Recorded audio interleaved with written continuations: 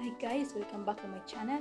So today ay gagawa tayo ng ginataang tilapia in my own version. So itong ating mga ingredients. So meron tayong patatas, kalabasa, spinach, tapos meron tayong sayote, tomato, onion, tapos meron tayong kalahating beef cubes, saka meron tayong chili, saka magic sarap. So mag-start na tayo magluto. Meron tayong 1 can na coconut milk.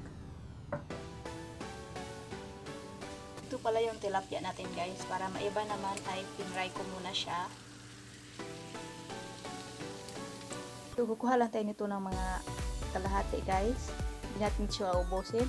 Kasi ako lang naman nagkakain, so konti lang ang lulutuin ko. Celery pala ito guys.